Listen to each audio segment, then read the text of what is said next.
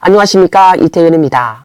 우리는 배달 일을 그만두려고 합니다. 지난 2달 동안 급여가 줄어들었고 27일 동안 배달 일을 계속했지만 어제 저녁에 돌아와서는 더 이상 하기도 싫다고 말했습니다. 12월 1일부터 어제까지 벌어들인 총액은 450위안밖에 안 됩니다. 한 달 동안 해도 겨우 1000위안 정도 번다면 적합하지 않다고 생각합니다. 첫 번째는 우리의 전기차 배터리가 문제가 있어 몇 건만 배달하면 배터리가 다 닳아버립니다. 두 번째는 요즘 배달 주문을 받기가 힘들고 단가도 매우 낮습니다. 매일 밤 4시간을 일해도 겨우 40위안밖에 벌지 못합니다. 몸을 혹사하는 것은 말할 것도 없고 추운 날씨에 돌아오면 한참 동안 몸이 따뜻해지지 않습니다.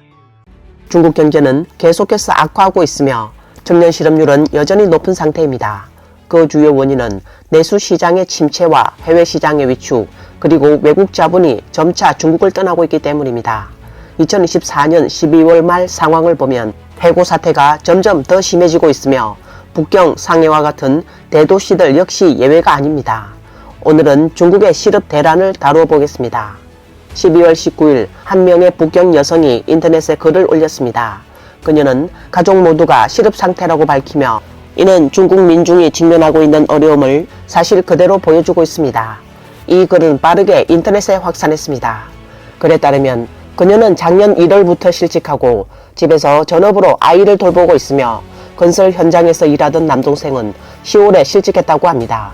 그녀의 남편은 건축 설계사로 11월에 실직했고 언니는 재무총괄이었지만 회사가 폐업하면서 11월에 실직했다고 합니다. 또한 형부는 프로그래머였으나 12월에 실직했다고 합니다. 가족 모두가 수입이 없는 상황에서 유일한 수입원은 부모님입니다. 부모님은 매달 100위안의 연금을 받고 있습니다. 곧 명절이 다가오지만 가족들은 다 함께 집에서 눈만 크게 뜨고 서로를 바라보며 시간을 보내고 있습니다. 이 글의 제목은 온 가족이 100위안으로 살아가는데 미치지 않는 게 이상하지 않나요? 그냥 버티는 것뿐입니다. 네티즌들은 경제 대불황이 왔다며 다양한 반응을 보였습니다. 일부 네티즌은 그녀의 부모님은 아마 북경 시민이 아닐 거야. 그렇지 않으면 연금이 100위안일 리가 없어. 이건 전국 최저 수준의 연금이야. 아마 그녀 부모님은 농촌 출신일 가능성이 높아. 북경 시민이라면 연금 혜택이 농촌보다 훨씬 좋을 텐데. 중공은 항상 농민을 2등 시민 취급하니까 라고 의견을 덧붙였습니다. 또한 일부 네티즌은 차라리 정부나 은행을 틀어라. 모두가 지지할 것이다 라고 말했습니다. 현재 북경의 대기업, 중소기업들은 대규모 인원 감축과 급여 삭감을 진행 중입니다. 많은 사람들은 한 달 월급을 받으면서도 2~3명이 해야 할 일을 혼자서 하고 있습니다. 그만두고 싶지만 새로운 직장을 구할 수 있을지 걱정되어 그냥 이를 악물고 버티고 있는 상황입니다. 친구들, 나는 북경에서 2~3달 동안 적합한 일자리를 찾지 못했어요. 지금 북경, 이 환경에서는 임금이 이미 반으로 깎였어요. 이 일을 안 하겠다면 많은 사람들이 이 일을 하고 싶어 해요. 당신이 그걸 받아들일 수 있느냐 없느냐가 문제죠. 저는 이런 환경을 잘 알고 있으면서도 현실을 받아들이기 싫어서 계속해서 일을 찾지 못한 채 지내왔어요. 게다가 연말이 다가오면서 원래 채용하는 회사들이 적어지고 구직자의 선택도 그만큼 줄어들었어요. 곧 설날이 다가오는데 어제 아버지와 통화하면서 아버지는 미리 집에 돌아와서 쉬면서 설날을 보내자라고 말씀하셨어요. 저는 그동안 어렵게 일자리를 찾고 간신히 벌어서 스스로 먹고 살 수 있게 됐는데 직장을 다닌 지 2해나 됐지만 부모님은 아직도 우리를 걱정하고 있어요. 마음이 너무나도 씁쓸해요. 네티즌 소우는 방금 인사부에서 연락을 받았다고 말했습니다. 회사가 구조조정하면서 그가 맡고 있던 직책이 없어졌다는 것입니다. 그는 실직한 상태입니다. 이 소식을 듣고 그는 매우 놀랐다고 말했습니다. 왜냐하면 전날 밤까지 일을 하다가 밤 11시에 퇴근했는데 오늘 출근하자마자 해고 소식을 듣게 되었기 때문입니다. 저는 올해 30살입니다. 위로는 부모님, 아래에는 아이까지 있고 아들은 겨우 1살 남짓입니다. 매달 집안에 고정적으로 나가는 지출만 1만 위안이 넘습니다. 게다가 이제 한 달 뒤면 설 연휴인데 솔직히 이렇게 실직하게 됐으니 마음의 압박이 크죠. 가족들에게 뭐라고 말해야 할지 모르겠어요. 처음 이 소식을 들었을 때 정말 큰 충격을 받았어요. 요즘 경제 상황이 좋지 않다는 건 다 알고 있지만 작년이 취업의 한겨울이라고들 했었는데 저는 올해가 작년보다 더 춥다고 느껴집니다. 예전엔 면접을 볼 때 25에서 26살이라고 하면 자신이 아직 어리다고 생각했었어요. 경험이 부족하다고 걱정했죠. 이제 30살이 되니까 오히려 나이가 많아서 사람들에게 거부당할까봐 걱정돼요. 이 여성은 말하기를 그녀의 남편은 45세이고 원래는 한 자동차 회사의 연구개발 부서에서 일했으나 해고된 후에는 직종을 바꾸어 현재는 운전교습소의 강사로 일하고 있다고 합니다. 남편이 매달 월급을 받을 때는 별로 걱정이 없었고 생활에 문제가 없다고 느꼈습니다. 그러나 올해는 상황이 달라져서 많이 걱정하고 있습니다. 우리는 두 채의 집을 가지고 있고 그 집들은 모두 대출을 안고 있으며 차도 대출이 있습니다. 예전에는 남편의 월급으로 모든 것을 해결할 수 있었지만 올해 1월 10일부터 남편은 더 이상 수입이 없어졌습니다. 올해의 집 대출 상환은 그의 퇴직금으로 해결했지만 그 퇴직금도 이제 다 떨어졌어요. 올해 생활비는 사실 거의 예금해 놓은 돈으로 충당하고 있지만 그 돈도 이제는 많이 남아있지 않아요. 우리는 북경 주민이라 걱정되는 점은 자녀가 북경에서 고등학교를 마칠 수 없을까봐 걱정됩니다. 만약 고향으로 돌아가게 된다면 딸은 외부 학생으로 취급받을 것이고 사실상 학적 문제도 생길 것입니다. 그래서 우리 아이들의 학업을 북경에서 끝내야만 합니다. 저와 남편이 처음 만났을 때 남편에게 당신은 재정적으로 자유롭나요? 무슨 일을 가장 하고 싶으세요? 라고 물었더니 남편은 택시를 운전하고 싶다고 대답했습니다. 정말 말은 함부로 하면 안 되는 것 같아요. 현재 남편은 운전 강사를 하고 있어요. 남편이 차를 정말 좋아하고 자동차에 대해 잘 알거든요. 대학을 졸업하고 자동차와 관련된 일을 바로 시작하고 그 다음은 또 자동차와 관련된 운전 강사직을 찾은 것은 잘된 일인 것 같아요. 최근 800만 팔로워를 보유한 인기 인플루언서 양모을이 소셜미디어에 취업하기 이렇게 어려운가요? 라는 제목의 영상을 게시하여 네티즌들 사이에서 큰 화제를 모았습니다. 정말 의문이 드네요. 요즘 대학생들 모두 이렇게 취업하기 어려운 건가요?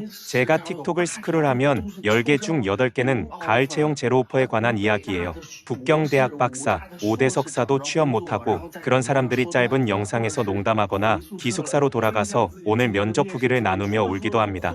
또 어떤 사람은 사진 앱에서 HR과 싸우거나 아예 그냥 당신들이 우리를 채용하지 않으면 앞으로 우리 가족 모두 당신 회사 제품을 안 쓸 거야 라고 협박하기도 합니다. 나는 그들이 사용하든 말든 아무도 신경 쓰지 않을 것으로 생각합니다. 이 영역년대생들이 직장 문화를 정리하겠다고 하던데 왜 직장에 들어가지 못할까요? 직장에 들어가지 못하는데 어떻게 회사를 정돈합니까? 가장 무서운 건 뭐냐면 모두 취업을 못하니까 다들 인플루언서가 되고 싶어 해요. 다들 인플루언서가 된다면 저는 뭘 하죠?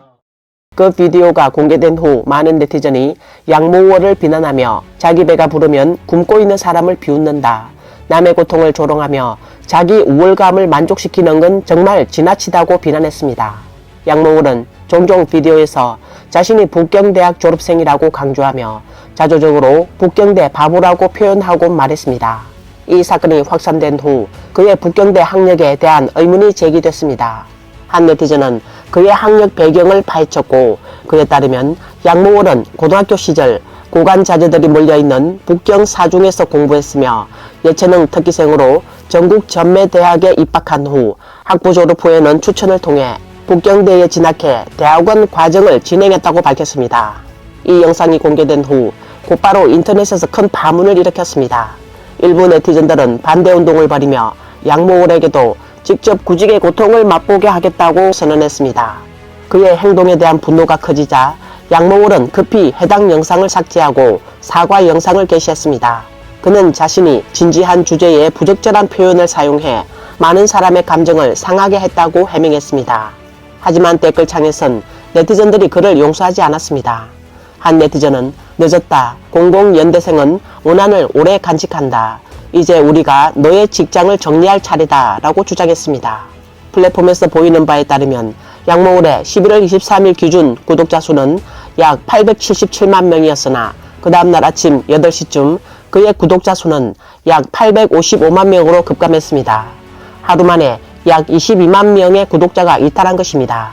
한 북경 네티즌이 영상을 게시하며 양모월을 강하게 비판했습니다.